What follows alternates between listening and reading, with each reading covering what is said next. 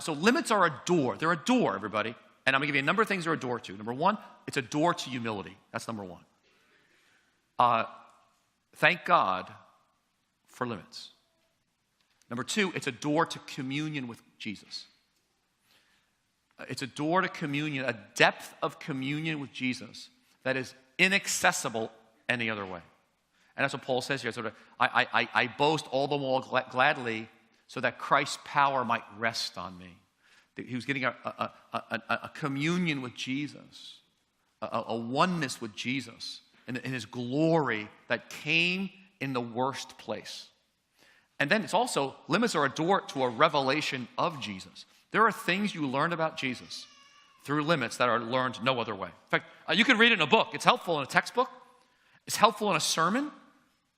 But you can never fully get the revelation unless you walk it. It's also, limits are a door to direction. In other words, God's directing your life through limits. There are limits that he's trying to get you in a certain path. You say, no, I don't want to go that path. I know.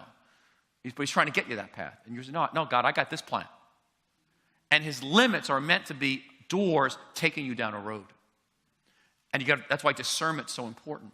And they're also, limits are a door to mission. They're a key way that we discern, what does God want from my life? Where is he taking me? Like, how can I make a difference in the world? And how's he coming to me? So, hold on to that one. I love when Paul says, for when I'm weak, then I'm powerful. You see, the weaker I get, one translation is, the weaker I get, the stronger I become. Think about this.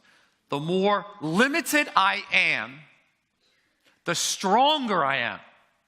Now, it's so counterintuitive, isn't it? So think about this for a second. Think of the whole biblical teaching. Think of step back. Think of Abraham and Sarah. Limits. She was 89 and he was 99. They still had not had their first baby. Okay? Limits. Think of the limits of that one.